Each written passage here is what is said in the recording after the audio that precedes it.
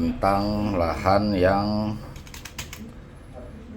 10 kali 20. Namun lahannya itu sudah dicor gitu. Jadi karena lahannya sudah dicor, artinya tidak memungkinkan untuk pakai bottom drain.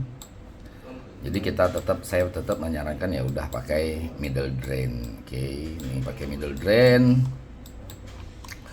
Dan karena kondisinya tidak bisa digali, posisi pipa akan dia ditaruh di atas, dan di sini kita menggunakan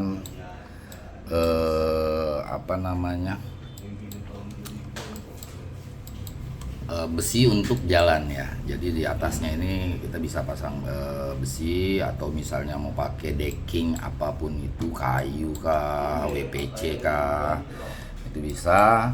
Ini memakai kolam diameter 4 dengan ketinggian 80 cm dengan target air hanya di 70 cm. Artinya asumsinya ini satu kolam ini untuk tebar di 1.700 ekor. Memakai rangka yang mirip dengan setapan saya yang bukan pakai wire mesh. Jadi ini mainnya dia di 10 sudut ya, sudutnya 10, lingkar 10 sudut, itu diameter 4. Nah, pakai besi bulat yang nanti dibentuk. Ini tetap pakai terpal. Air bakal masuk dari kolam menuju ke pipa utama. Pipa utama ujungnya disambung, dikoneksi. Supaya dikoneksi, bergabung menuju ke sedimentasi. Oke, sedimentasi, baru setelah itu menuju chamber selanjutnya, berjalan lagi, pindah dari chamber besar itu, pindah nanti ke bawah. Di sini bakal diberlakukan untuk media tanam. Dari bawah penuh, pindah ke atas, pindah ke chamber selanjutnya.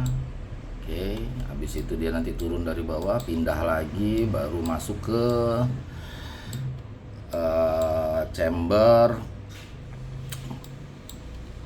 ini buat Carpnest ya, MBBR Carpnest. Turun, pindah, dan dikembalikan ke kolam.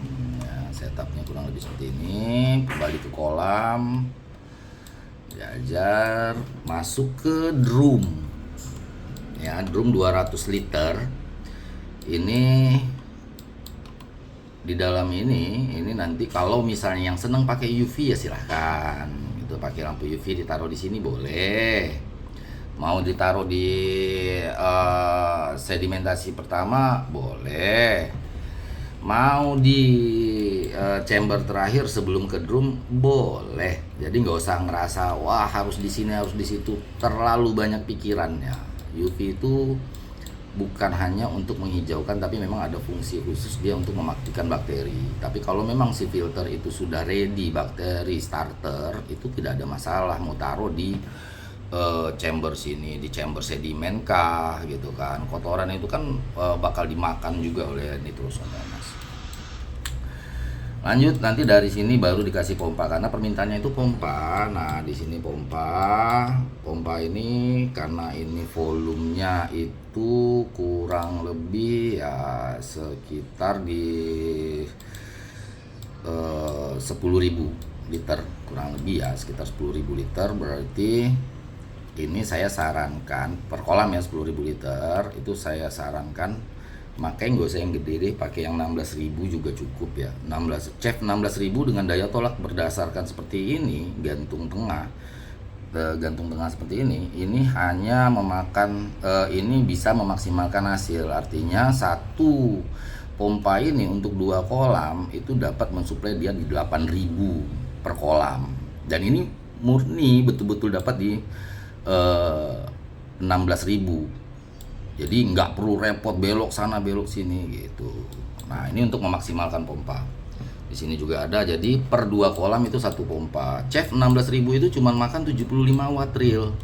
Boleh dicek, 75 watt real artinya itu di 4 pompa itu dia di 300 watt. Ditambah untuk aerasi cukup menggunakan LP200. LP200 itu di 240 watt kalau saya nggak salah ya, 220 sampai 240. Artinya ya kurang lebih sekitar 500 watt ya, nggak lebih rendah daripada pakai airlift dengan kondisi pakai mesin di AMR 500 1 HP atau menggunakan root blower 1 HP. Nah cuman kondisi ini untuk orang-orang yang memang sudah punya lahan tapi sudah dicor gitu. Oke, nah ini nanti untuk penempatannya kalau ingin yang rapi ya. Jadi ini kalau dia nanti dikasih apa namanya, atap, jadi dipakai atap transparan, dindingnya pakai blok apa namanya, wall block, wall cor itu ya yang disusun ini. Jadi bisa sampai ke sini. Tahan 10 kali 20, maksimalkan untuk cuan. Thank you.